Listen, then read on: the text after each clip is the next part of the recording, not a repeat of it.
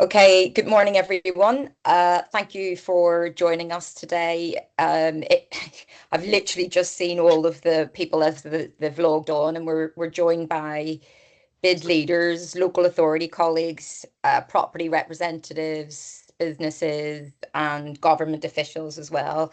So thank you all for taking the time to be part of something that's really timely and important at this point.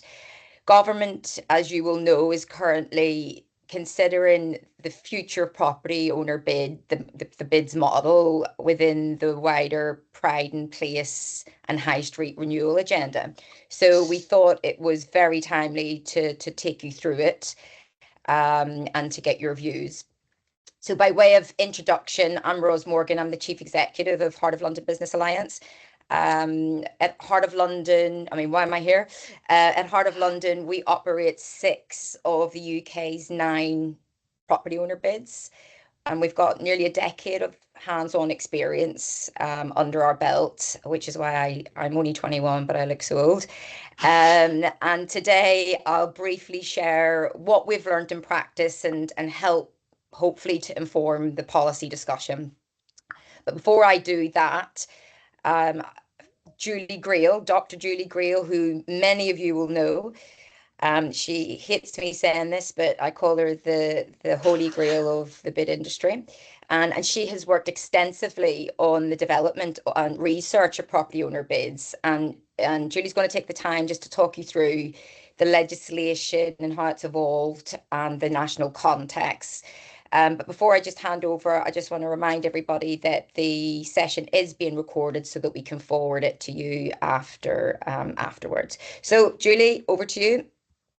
Thank you very much, Ros, and thank you for reminding me. I'm even older than you, so I've got a lot of kind of history and background here, and I want to sort of start really right at the beginning. So on my first slide, Sydney's controlling my slides for me, so thank you. On my first slide, I'm going back a little bit, and just so that you don't all frantically scribble, these slides are available to you afterwards. I've deliberately written them out a little bit more detail. There are some links in there afterwards so that you'll be able to use it as a bit of a kind of aid memoir.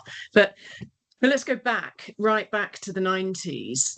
The desire for bids in the UK was to follow the North American model and have levies on owners. All of the interest was coming from property owners, not occupiers.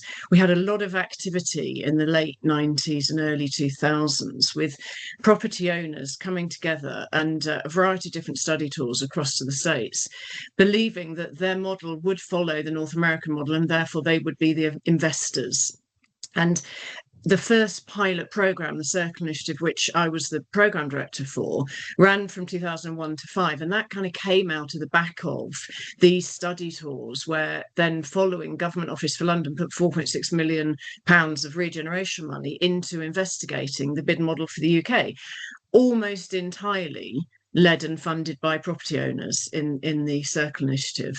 And then Heart of London Business Alliance, then called Coventry Street Partnership, which even the team the other day was saying, we didn't know it had been called that back then, started and then became one of our pilots in the Circle Initiative, started with 3 core property owners. It was Burford Group, British Land and Land Securities at the time, and focused on Coventry Street. For those of you that know the Monopoly board, you'll recognise the name. No one ever knows where Coventry Street is, but it's the Trocadero and its surrounding area between Leicester Square and Piccadilly Circus. And there was very much this desire to invest in places and recognise that as owners, you're only as good as the surrounding area. So you might have this island of brilliant investment, but if the other things around you are a problem, it's a problem to all of you. So that's where we kind of started. I go on to just give you a little bit more then on the next slide about where we kind of got to. Despite all of this work, despite all of this lobbying, there was a real reluctance coming from government to create a new charging mechanism at the time on owners. There were a whole load of kind of concerns about creating a precedent of putting a levy on owners that might create a number of other issues. And therefore, we saw it just established, piggybacked on business rate system, and hence the Local Government Act and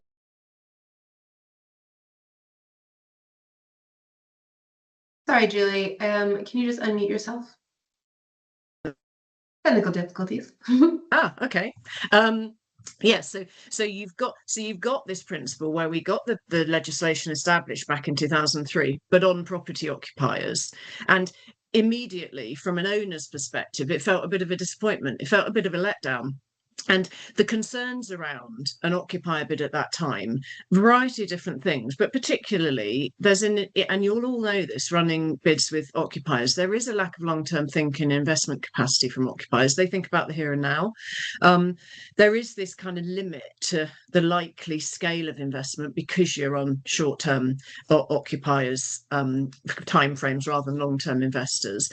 And there's always this feeling that the sort of viability was going to be about making good places better rather than making bad places good, because occupiers in very poor places won't be able to afford to do anything, and actually there'll be high vacancies. So it meant that the bid in its occupier form was never going to be a kind of long-term investment model. It was going to be a short to medium term model. So that said, we got the occupier bid established. If we just move on to the next slide, what we did during that period was, despite occupier bids getting going and actually rapidly moving, we saw very, very rapid growth of bids. And from when we got the legislation established in 2004, by the end of 2006, we had 30 bids around the country. But owner levy lobbying carried on throughout that period, and certainly for the 4 years between 2005 and 9, we had various different activities around lobbying, including a private members bill that was attempted by the late Lord Jenkin.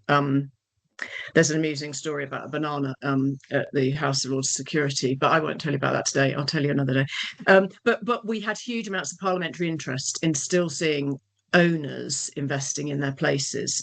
And as a result of that, we saw a government commission. So they commissioned York Consulting to do a research study on the scope of owner bids. And we thought, fabulous, this is really, really great. However, the next slide tells you the 6 locations that were chosen for the pilots. And I have to say, like, really frustratingly at the time, I think any of us in the know was saying, with the greatest respect to these places, why are you choosing these places to pilot? Because we had 3 very clear locations at that time who were really keen and actually in some cases ready to go. So Heart of London, New West End Company, and then Newcastle City was really interested. So if we were piloting, we should have probably piloted them, but these are the ones that got piloted. And just by way of a bit of kind of background, without going into too much detail, this is available for you to read afterwards. Keswick and Lincoln were locations that have very high owner occupation. Keswick's was 87% owner occupation. Now, it doesn't take a genius to work out, if you've already got the occupiers paying and they're also an owner occupier, why would you do an owner levy? They're already paying. So same went for Lincoln. Birmingham and Manchester, they had owners that had been a driving force behind the partnership to get an occupier bid, but weren't driving necessarily to invest. And then Holborn at the time, over 150 owners, relatively small, in some cases even individuals, so not ready and willing to do it. And London Bridge was going through a major regeneration with what we now see as the Shard and London Bridge Station. So those locations were not great examples and didn't probably inform enough, really. But what it did inform, and I think what this is really important thinking about going forwards, is there's some really obvious things that you need to think about whether an owner model makes sense. And one of the most important ones is scale of ownership, pattern of ownership, and the sense of owner occupation. If you've got a high presence of owner occupation, there's absolutely no point in going through this model. Use an occupier bid. That's how you're going to get most traction. Right, the next 3 slides, I'm just going to walk you through what legislation exists. So despite all this lobbying and having a huge amount of parliamentary interest, we couldn't get parliamentary time to get the property owner bid into legislation standalone at that time. Hence, we managed to graft it onto the Business Rates Supplement Act. And any of you around at that time will recall, I mean, it's one of the fastest turnaround pieces of legislation in history, because the government needed to fund Crossrail in London. And so pushed a process through to enable that. We sat in these rooms with them. We sat in the House of Commons Select Committee, and we convinced them that it was a great idea to enable property owner bids through that act. So we got it grafted on there. But what it did was limit where a property owner bid could be. It limited it by calling it a BRS bid, so it could only exist where business rate supplement existed, which is therefore only London currently, and it could only exist where an occupier bid already existed. Now, that was only limits on the legislation. It was nothing to do with lack of will of it being anywhere else, or lack of will of having standalone owner bids. It was merely the way the legislation panned out. So on to the next slide just gives you the backdrop of the property owner regulations. So we got that through in 2009. It still took us to 2014 to get the regulations ready to actually get through and enable us to do this. And as Ros will pick up in her piece as well, what's really important, oh, I lost my slide. What's really important to understand about the owner model is, despite there being having been a lot of conversation about the whys and wherefores of doing it, what we ended up doing was merely overlaying exactly the same principles that we have in the occupier bid onto the owner bid. So in the case of Sydney, can you go back to the regulation slide? Next slide. Forward one, other way. Yeah, thank you. So rather than that's it. Rather than there was a principle of it should just be on buildings, it should be on, no, we've just overlaid it exactly. So it's based on hereditaments in the same way as occupiers are. So for every hereditament in a place, they can have an occupier levy on them, and they can have an owner levy on them. So in crude terms, you might have 2% being paid by that hereditament, and it might be split 1% on an occupier and 1% on an owner. And you might be doing different things, and Ros will talk to you about that in her live examples in a minute. But it's exactly the same overlay, with a dual key majority vote in exactly the same way, with a percentage levy, and in legislation, no cap on what that levy can be, and the same as occupiers. Now, in practice, the ballot kind of caps you anyway, because no one's going to go and put 10% because nobody will vote for it. And the same principle as occupiers, it's a maximum 5-year term. So there's no real magic to this. We've overlaid it in exactly the same way as we do occupiers. The next slide then, for anyone that's as geeky as me and like some background reading, we did then put a huge amount of work into the Local Government Finance Bill 2017 that looked like the parliamentary route to getting legislation off the ground for standalone property owner bids. It got dropped in the end. There wasn't political desire to push these various things, so it wasn't just this that got dropped. But all the background is there, all the work has been done, all the thinking has been done, and that would have enabled this principle of having a broader participation of property owners, having them outside London, and potentially having then standalone areas that don't require an occupier levy to be in place. So next slide, please, Sydney. Let me just summarise, and then I'll hand over to Ros. So this is where we are in terms of owner levies at this moment. As I said at the beginning, Heart of London and West End Company were ready and raring to go as soon as the regulations were passed, because they've been pushing for this for a long time. Knightsbridge Partnership has just recently put an owner bid overlaying its own occupier bid, and there's some other interest in London, but this is the extent of what's going on. And so I shall hand over to Ros. She's got vast experience and 10 years of this in 3 different slightly different nature of areas, but all interlocking, that make HOLBA. So over to you, Ros. Thanks, Julie. I always learn something new every time Julie talks me through these slides, so I've been quickly jotting things down. Okay, so a decade of experience in managing property owner bids, and all I'd say is, just like occupier bids, none of them are the same. No 2 bids are the same. But I've got 3 examples that I'm just going to take you through, and they're all very different. So I thought that would be helpful in letting you see what's possible. So the first area I wanted to concentrate on was the Leicester Square and Piccadilly. They're actually 2 separate bids, but I've just combined them for the purpose of this conversation. So in Leicester Square, Piccadilly, you've got really high intensity, like globally recognized location. As Julie says, it's all on the Monopoly board. The occupier bids came first, so that was 2004, Julie, and then the property owners came along in 2015. So 10 years later.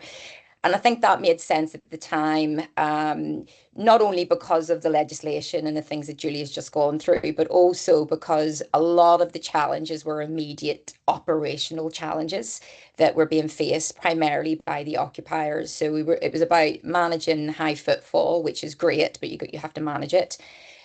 Pressures on the nighttime economy. There was lots of complexity around licensing, and there were quite a lot of issues around security and cleansing. And so the occupiers, that was their focus. That's what they wanted to address. And so they funded that operational response. But then over time, it became clear that operational management alone wasn't enough. And for those of you that manage occupier bids, I don't know about you, but in the past, I always felt like I was just sticking plasters on things, and I wasn't really getting to the root cause, and I wasn't really able to influence, the strategy or the strategic elements that were that needed to be addressed. And so we believe that that's where the property owner bids came in and really added value because, as Julie said, generally speaking, the occupiers that I've worked with have been focused on the immediate term, the term of their lease agreement, for example. And so it was about, are the bins emptied in front of my door? Have the streets been cleaned? Has the rubbish been lifted? Have I seen a bobby on the beach? Do we need the radio link system? All of those kind of day-to-day things. Whereas when the property owners came on board, we were able to look at further ahead and start looking at, well, what could we do to address the entire problem? And very often that was to do with the public realm, for example. And now in Leicester Square, you can see here, I've put up the figures, and Piccadilly have combined. Then we had 480 occupiers and 373 property owners across that patch. So not a small group of businesses. And the history was, as I say, that the occupiers came first, property owners 15 years later. In 2025, I put this in last minute actually, because I thought just the results themselves would speak for themselves. But you can see in Leicester Square, the last property owner ballot that we delivered, we got a 100% yes vote by number and a 100% yes vote by rateable value in favour of the bid.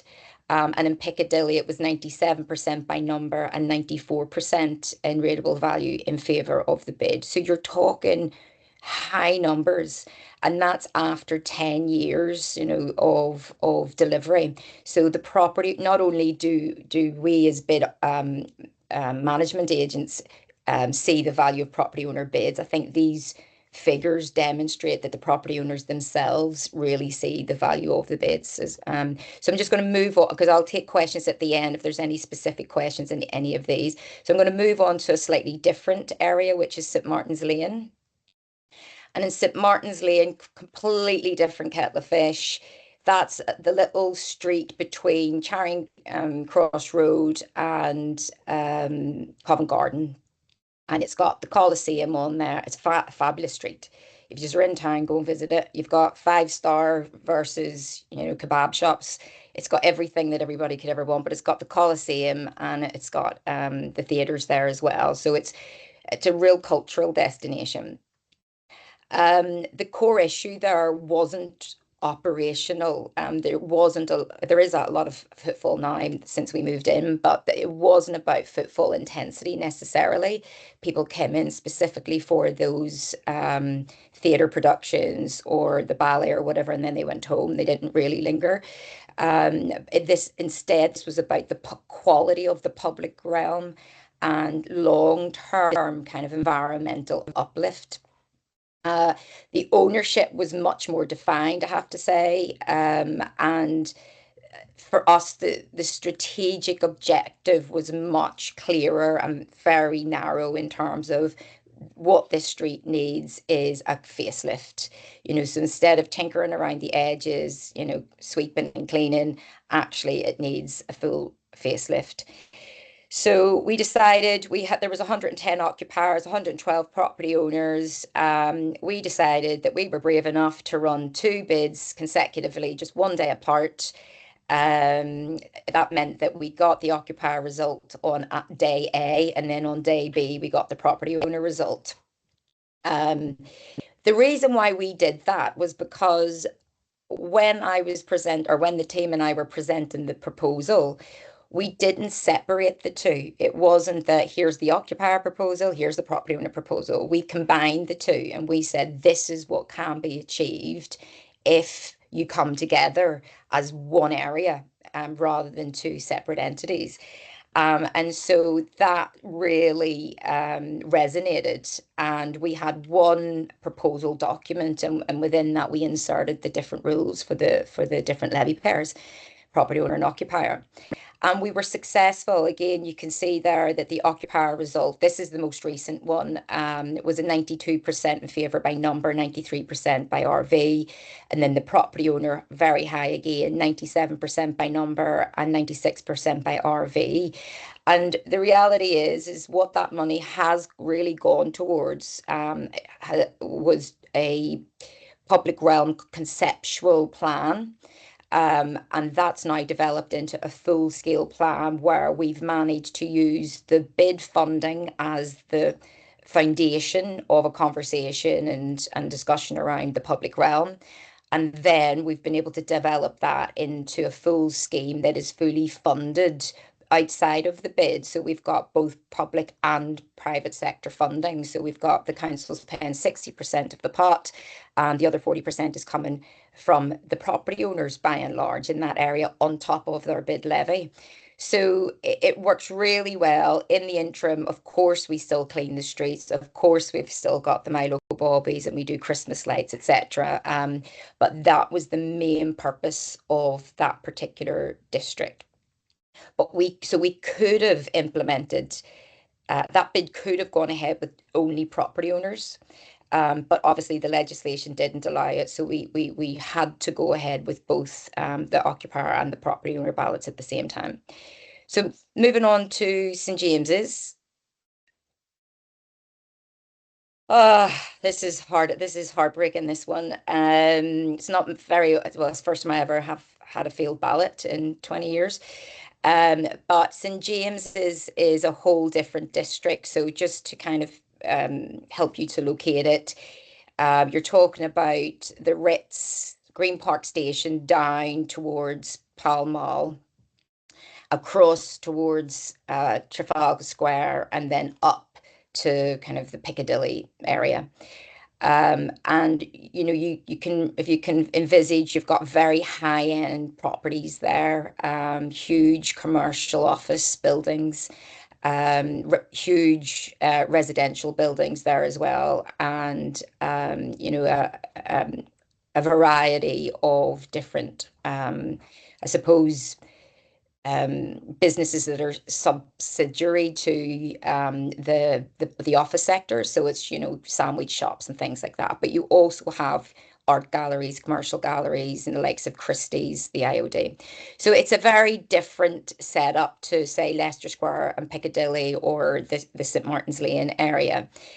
Again, we decided that we really felt that area should only be a property owner bid. When we went round and we spoke to all of the businesses, we got a very strong sense that by and large occupiers were satisfied, generally speaking, with the standards in the area. Whereas the property owners were much more interested in how are we going to invest in the future of this area? There's been no investment, for example, in the public realm for decades.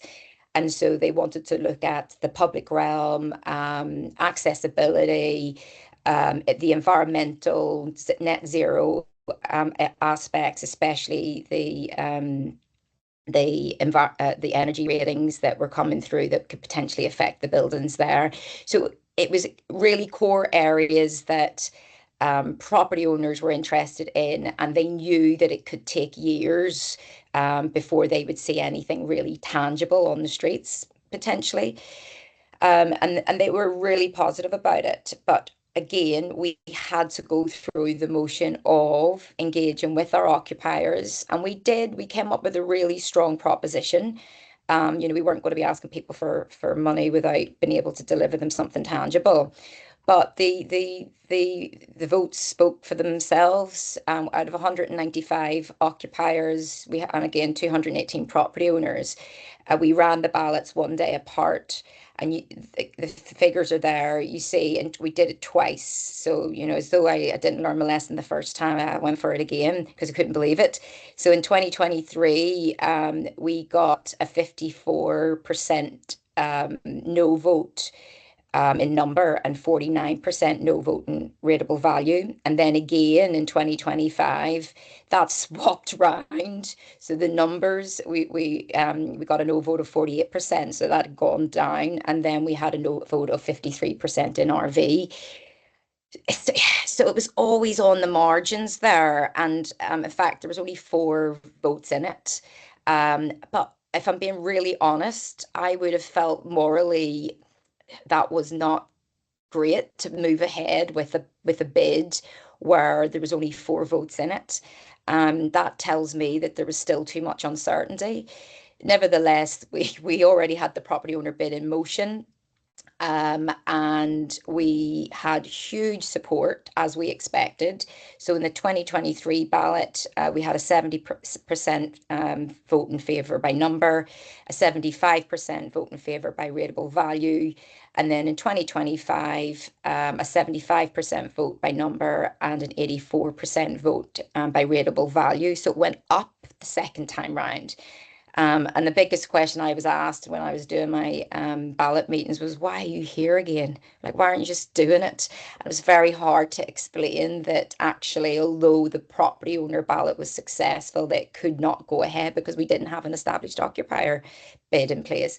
So this area themselves then decided that they still believed in the need for a vehicle for the property owners to be able to come together and invest in their area. So that's what we've helped them with. So we've helped them set up an independent partnership, St. James's Partnership.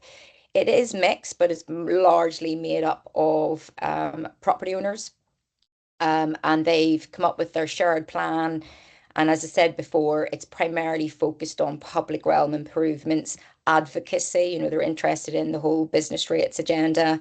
They want to engage with the community. So there's a lot of community events in there as well. And then also they just want some leadership.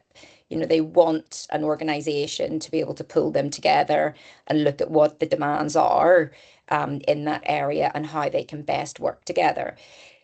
So I suppose what that demonstrates is that in this example, a property owner model was the right fit, whereas the occupier model wasn't. And I would argue that the St. James's was probably, it was probably the same for St. James's, but we managed to deliver enough for the occupiers to support that ballot. All in all, I'd say that what it's taught us over the last decade is that first, the model itself is really straightforward. The process is really straightforward. In fact, it's much easier than the occupier ballots, I have to say, because you've got property owners who own maybe more than one property, so multiple properties. So you're able to speak to them once, and potentially you're securing, 30 votes, or in some cases 130 votes in some of our areas. So, and the building owner votes and the building owner pays.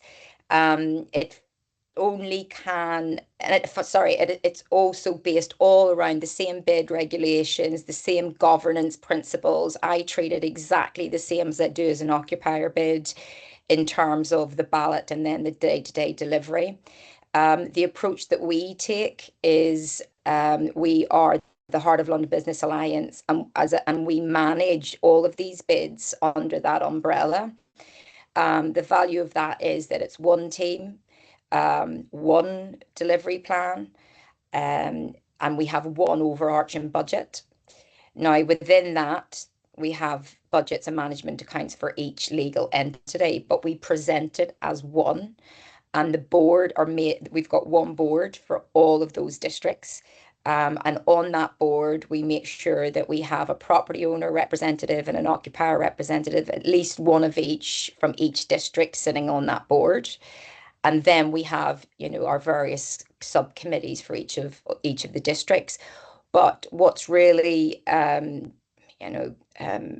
interesting about our board is they see the value of coming together as one large area. They have so many similarities, but there is enough difference as well to so that we don't merge them officially as legal entities. But it works incredibly well. There's economies of scale, and there's cross communication, and they act as one board and one bid, really, I suppose, on a day-to-day basis. What I would say is, second thing is, it works where there is clarity of purpose. So I wouldn't say the property owner bids are for everywhere. It's horses for courses. That said, our property owner bids are just as interested in cleaning and day-to-day management and attractiveness just as much as our occupiers, but they've got that long-term commitment. And therefore they can see the value, and they can see the need sometimes for work to expand potentially beyond one bid term. Pedicab regulations has taken us 10 years, and that was well supported by the property owners. The third thing I'd say is not every district needs a property owner bid, as I say. It has to be, the right thing for the right area. You have to get the support of the property owner bids. And as Julie says, if the majority of the property owners are also the occupiers, it doesn't really make sense because it's the same group of people. The fourth thing is some districts, they clearly benefit from having both occupiers and owner bids. And then fifth, some districts, they only need this property owner bid. So it's horses for courses. No two areas are the same, in both in terms of ownership profile, or the business mix, or the pressures, or even the long-term ambitions. And so that's why from my perspective, the most important principle is flexibility. So the model, it shouldn't be mandated, but the option should be available. And I think it should be available beyond London. If businesses don't want it, they'll vote no, like we saw in St. James's. So, if that's the only risk, then why wouldn't you expand it beyond London? And then the standalone property owner bids, I think, should be incorporated as so that, again, in St. James's, where I absolutely knew deep down that was a property owner bid, and the property owners clearly demonstrated that that's what they wanted, but we just couldn't deliver it. I think that is unfortunate, and that should be addressed moving forward. So that's our lived experience, and once Julie's finished, then I would welcome any questions. Brilliant. Thanks, Ros. So, Sydney, if you just put us onto the last slide, and I'm just sort of going to give you a little bit of probably preempting some of your questions. We've left nearly half an hour for questions and comments. So here's 5 things just to sort of whet the appetite. We've touched on some of them already, but there's a lot of concern and kind of mystique around owner identification for the purposes of consultation and billing. And problems haven't occurred in this anywhere near the scale that was anticipated. I know that we've got Sue Bush from Westminster on the call as well, so she may want to make a contribution in a minute. But from Westminster's point of view, they've been excellent in identifying owner details, running a check with the bid also do their own checks. Land registry exists, other data exists, doing checks with owners and their respective occupiers. And once you've got that list, off you go in exactly the same way as we do with occupiers. The second point around double taxation, there's this concern, and it came up a lot in the early days, that all the owners are going to do is pass through the cost. Well, in practice, it just doesn't happen. I mean, Ros in Heart of London has got one that notoriously does pass through, but the vast majority don't. And in practice, the property market works itself out, because if an owner has passed it through, then it's a statutory charge, it's picked up in searches. That will be a negotiation between owner and occupier as to who bears a cost. And we're talking about negligible costs, really, in the grand scheme of their overall occupancy and ownership costs. So that hasn't been anywhere near the concern that people originally thought. We talked about the standalone piece, and I think there's a real case for that.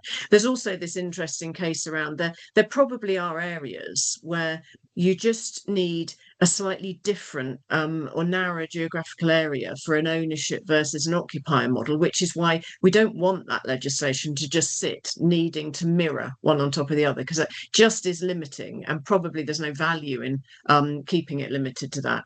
And finally, and I think this is probably the most important thing from my perspective in terms of the civil servants moving forward with the legislation, is whatever goes ahead, we must be really clear about requiring consultation with any existing bid operators if your new bid, owner bid, might either butt up to, or more importantly overlap, an occupier bid. Because at the moment, and this is a bit of a misnomer, people don't understand the legislation, nothing in the legislation currently across bids prevents somebody overlaying a bid on top of yours, another occupier bid. Nothing stops that happening.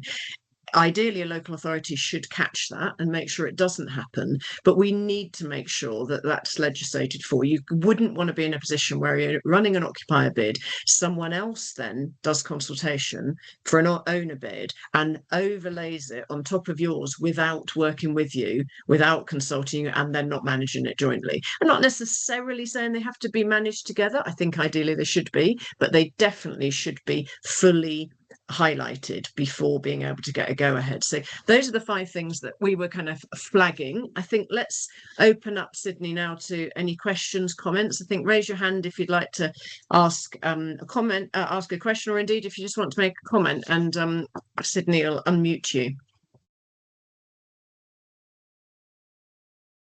Jonathan, far away. Morning, everyone. Ros, thank you for that. That was really interesting. As someone that's been sort of observing property bids from the sidelines for a little bit, but actually getting some hands-on knowledge, that was really useful. So thank you for that. I had just a couple of quick questions, I suppose, and there's no real agenda behind them, but I was curious, Ros in particular, how did you find the appetite from your local authorities around property owner bids? Was that, did you find that sort of landed in a similar way to their attitude around occupiers, or was there a slightly different flavour? And then, Julie, perhaps one a bit more for you, I suppose. But Ros, please do give your thoughts as well. As we said, the current regulations provide for that almost exact replica of the bid charging model. Do either of you have any thoughts on whether that is a good model going forward, or for property owner bids, as we're at a consultation point, is there another model we should be considering in the mix? Oh, in terms of the local authorities' response to the property owners coming forward, I'm delighted to say I was too young for that. Jonathan, Julie was involved in that. I wasn't here. What I can tell you is the council, Westminster City Council, they're very good. They're very experienced at managing ballots now. They've got something like 20 plus bids in the area. And so with the property owner ballot, it was just another ballot, really. But Julie, in terms of the reaction to those being introduced, you probably have more knowledge than me on that. Yeah, so yeah, I was around. Sarah Porter, Ros's predecessor, who ran these, and yeah, I mean, very welcome and very positive. And bear in mind, we'd done so much work for so long in advance. We'd spent a decade talking about the prospect of owners invested in their place, and then they got duped and occupiers had to do it first. So yeah, it was a bit of a kind of no-brainer to bring it back. I just want to pick up, if she's willing, Sue, don't feel obliged, but if Sue's willing, Sue Bush is willing to make a contribution from Westminster side. Oh, there, she's unmuted. Well done, Sue. What's been your experience from your side? And because you've been around as long as me, my sense was very welcomed. But what's yours? Well, it was another challenge, really, that I think we've met. There were system issues to be overcome, and identifying the owners, lots of land registry searches, whatever. It was an adventure at the time, but glad to be able to say that we met all the challenges and it's been successful. And yes, we've got 5 owner bids in operation. Yeah. That's So it. would you say, I mean, I think our property owner ballots are much easier to operate to some extent than the occupiers? I wouldn't Oh say no. easier. Only you probably find them easier because you're talking to fewer people, Yes, fewer you're different just dealing with the same organisations. amount. For us, there's the level of do we actually hold any owner information on our systems? And if not, we've got to fill in all those gaps. So, and then you do have some owners that don't really want to engage and want to have everything via agents, what have you. So there's a bit of how that's handled carefully in terms of the ballot, and then billing afterwards is fairly straightforward. But I would say owner identification. Once the bid decides who their owners are going to be it freeholders or whatever, we can then meet that challenge with enough overtime. Overlapping of bid areas was mentioned, and I would just say that we did have a little overlap area, or we do have for our bids, and that's actually owner bids that overlap, occupier bids that overlap, and that met the requirements at the time, but we are as a council going to stop that because where it fitted, where you had retail and offices and nobody was fighting, it's not worked out like that. Now the longer term, everybody wants offices. So the overlapping is stopping. But it was a solution that met everybody's needs at the time. Yeah, absolutely, Sue. And I think that's the point, that the legislation doesn't preclude you doing it, but in practice, there become reasons why it's not a good idea. And that's why I think in any incoming initiative, we should be thinking that through. There should be a duty on the local authority to say, hold on, we need to just think this through and make sure it can't just go ahead without working out the likely unintended consequences, because that is the challenge. Coming on to Jonathan's other question, because I'm conscious loads of hands are up, but don't go far, Sue, because you might have other questions. On is it a good model, Jonathan, at the moment? I mean, I would say it was, because we poured over it for virtually years. But never say never to change. I personally think, after all the work that we did on working through the whys and wherefores of how else it could be, my principle is we're trying to invest in place management fairly and equitably across an area. And the easiest and fairest way to do that is piggyback on the hereditament principle of every hereditament has its fair charge, the same as it does in an occupier, and that's how you lay the charge. And then one property owner may have 100 hereditaments. Well, that's fine, but they're paying the appropriate proportion that way round. So for me, I think it is right. But and there's loads of background reading, Jonathan, I can send to you, because I know you like detail like me, so I can follow up on that if needed.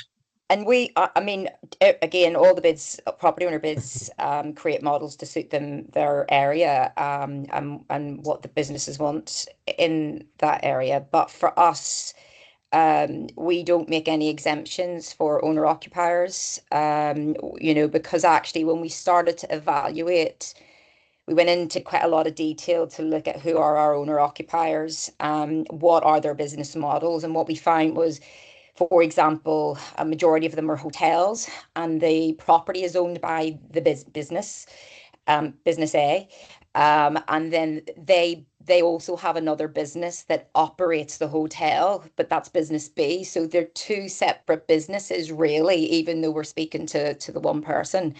And so for us, we felt that was a good enough justification, as coming out from 2 different budgets, effectively being paid by two separate entities. And therefore, our calculations demonstrated that the majority of our owner-occupier crossover was fitted within that category, and therefore allowed us to not bring in exemptions for owner-occupiers. And to be honest, we have never been challenged on that. That has been accepted. It's a good practice, and we've been delivering that for 10 years now. Brilliant. Thank you. Right, Nadia's next, I think. Hi, Nadia Nadia. from London Bridge. Hello, how's everyone? Thanks for this, and Roz, thanks for all the detailed information. And of course to Julie. I almost feel like there's two parts of this discussion. One part is that we need to extend this legislation further than London, and it would seem that is, I hopefully with some of the guidance from Julie, that we could get that right further across the country. But what interests me as well is why so few have actually been taken in London. And like you said, Roz, I'm always learning something new when Julie pops up, is that I didn't know that London Bridge was an area that had been consulted on initially. And interestingly, what was consulted on how many years ago would probably still stand today, that it wouldn't be the right area because of the amount of development, and all of the occupiers are landlords probably looking to flip their property after they've invested in the original setting up the building. But I wonder, two sides. So why do we think that London so few have actually taken place, apart from the ones in HOLBA? Most seem to be, in your examples, there are about specific projects. When you're looking at remodeling a whole streetscape, and I see that Knightsbridge is doing that as well, and really working their ballot on that. And also your scale, roughly what kind of money are we looking at roughly in terms of that? Because obviously brilliant relationship with the local authority in Westminster, able to bring in that match funding that is so important. So yeah, if we could just answer some of those questions, that would be great. Shall I just pick up on this? My feeling of why there's so few in London so far? Because I think it's a slightly multifaceted. It's partly time, as Ross said. It was 10 years after the establishment of the HOLBA bids that then it was advanced enough to do property owner bids. But also bear in mind, during that period, the same person had been chief exec for that entire decade, and therefore was ready to move it on to property owner bids. So when you've had churn in an area of people, of personnel, both bid staff and their boards, you don't necessarily get the momentum to then do the growth onto owners. The other piece for me is what you picked up on a little bit, Nadia, is some areas are not either stable enough in terms of their kind of investment portfolio and or in need enough to do that investment. And HOLBA and New West End Company were classic, very, very long-term institutional investors who are in for the long haul. The Crown Estate's in there forever. So they are really protecting their assets. And for those locations, it was a complete no-brainer, and they'd started with that thought. Ros, extras from you. Well, in terms of our actual overall budget across the districts, we bring in about 6 million a year. But I have to say that over time, we've become much more, we're not for profit, but we've become much more commercially minded. So we bring in about 1 million in additional income, non-levy income, every year, and it just depends on what's going on. In terms of the figures for the development, if that's what you're asking for, Nadia, it's a couple of £1 million. I think it's a 6 million project. So 60% of that is coming from the council, and then the other 40% is coming from private sector investment. And our role in that was going out and pitching. So we came up with a picture. I love a picture. People start arguing over where the trees should be and all that kind of stuff. But we got the conversation going. We had all of our data and our evidence base. We spent a long time getting a good proposition and case together. We went out to our landowners and occupiers, because there's some strong occupiers in the area as well that are keen and they do commit. And we were able to demonstrate what a return on their investment might look like. And then we did exactly the same with the council, and we were able just to negotiate the value that the council put to this opportunity, because otherwise it was a council street that absolutely needed investment. And so I suppose the option was they do it themselves entirely in 10, 20 years' time, or they do it now with the contributions coming from the private sector. We've got other public realm schemes on the go as well, and some of them will be 100% covered by the private sector, and they're happy to do that. So up at Green Park Station, we've got a scheme, and the private investors are willing to put the full amount into that. Then we've got somewhere like the Arts Quarter, which is just behind Leicester Square. The council is not only a potential investor, but they own property in that area. So they're very involved from an owner perspective, as well as Westminster City Council perspective. So it's all project dependent, but I think because we've been able to demonstrate what we can achieve, we've done the same up at Sackville Street. I forgot about that. Feels like a long time ago.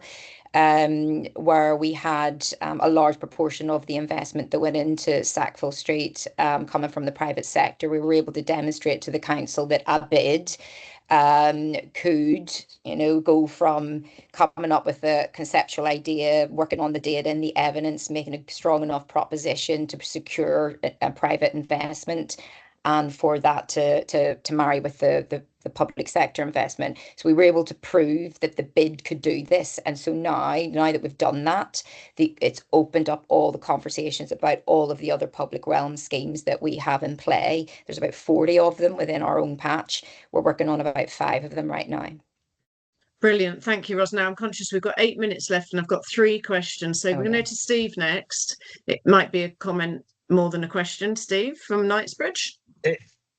Thanks, Julie. Yeah, more of just, I suppose, my experience as I'm on the call, and to Jonathan's first question about councils and their response. I would agree Westminster have been great because they have the experience of property bids, but we obviously work with 2 councils because we're a dual borough boundary, and K and C very different. They're not set up, they don't have the system, so we have to manually invoice our property owners. And there's a lot of onus on us. So I would check with your councils to make sure that they have the systems in place, because not everyone's going to be like Westminster.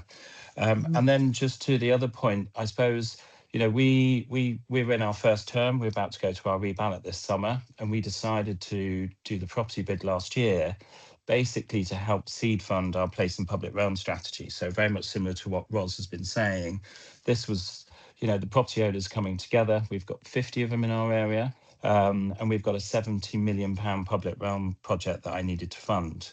And that's why we set up the property bid, really to help deliver that and get everyone behind the programme and the project. And of that 70 million, we need 21 million from the public sector, and the rest will come from the private sector. So, and I'm about halfway there in securing it. So it just goes to show that when you've got a big project that everyone gets behind, then you've got a better chance of having a successful property bid, because I think we were 99% in favour as well. So there you go.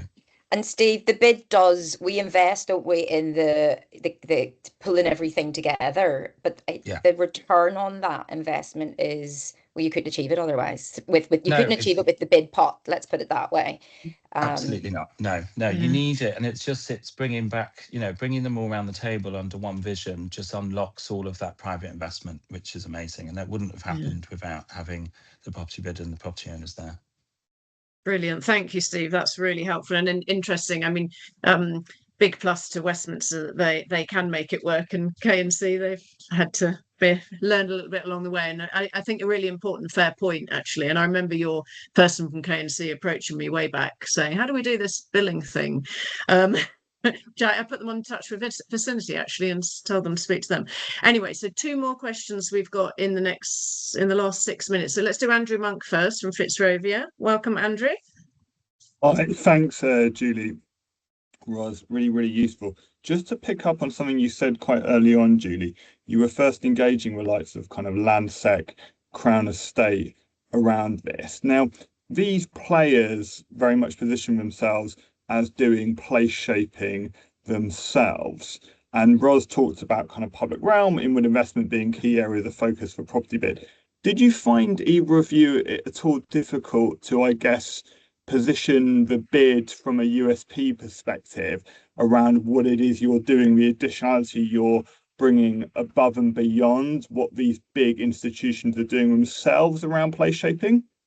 Oh, that's a really good point. I'll answer it first, and then Ros, any specifics from you. But yeah, going back to my point about Coventry Street Partnership, was the Burford Group, who owned Trocadero at the time. It's now Criterion Capital, which is a whole different ballgame. But and British Land and Land Securities, and for them, they all had their own strategies and investment plans, but actually recognised they couldn't do it without each other, because if they did their own bit, but their neighbour didn't do it, it just wasn't going to fly. So they recognised the need to join up and ensure that the entire patch had, coordinated investment rather than individuals. So yes, that's an important point to bear in mind. But I think in the same way as we get with occupiers, you have to get beyond this free riders thing, and you have to get them to think vision and think more broadly. And generally, I think owners do that better than occupiers. Ros, anything to add from you? Just 2 points. I just want to reflect back on Leicester Square and Piccadilly, because those property owner bids ran for a term, and they weren't focused on public realm development. That wasn't on the cards at all. It wasn't even in our way of thinking. What they were interested in was just doubling up on the operational issues. So they wanted more cleansing, they wanted more, events, they wanted more marketing and promotion, etc., networking. And so for that initial period of time, we didn't go in and pitch place shaping. We went in and pitched, with your money, we can make this even better and even more attractive destination for people. And they were satisfied with that. But as we progressed, we realized we could absolutely achieve more. And in the absence of, frankly, anybody else doing it, we've stepped into that arena of, right, this area needs investment. The council are under incredible pressures with cuts. If we want this to happen, let's do it together. In terms of the property owners having their own development schemes, the majority of that's for their own properties. It's not outside. Okay, you have the Crown Estates, and they do an incredible job of, external public realm development, but they're few and far between. And so actually what this does is give all the property owners and landowners and occupiers, I have to say, they often also contribute because they see the value in public realm improvements. So it's not their own buildings, but it's their public realm, and they understand that they need to improve that as well. It's not good enough just to upgrade your own property. Brilliant, thank you, Tim. Tim Haddingham from Corporation of London. You've got 2 minutes left. No, not a problem. We can carry on the conversation down the line. No, I think most of my questions have been ticked off the list with the other colleagues. So it's just the one, and Julie knows the one thing that keeps me awake when it comes to the city's bids is turnout. And I saw Waterloo got 61% in their ballot last week, which is fantastic. I was just wondering what that third metric of the ballot results looks like with the property owners' bids, and how that compares with the occupier bids, what that turnout looks like. Because for me, that's always a measure of credibility, of buy-in of the relevant stakeholder. So just that question. Yeah, thanks. In my experience, the turnout's higher with property owners because there are fewer of them, and this is only my experience, but there are fewer of them, and I have a much more a lot of engagement with the property owners because there are fewer. That we've got more time to engage on these things, and so therefore, and they're usually investing in addition to the kind of standard what we're delivering through the bid ballot. So our property owner turnout has always been much higher. So I would expect at the very least 75% plus turnout from property owners.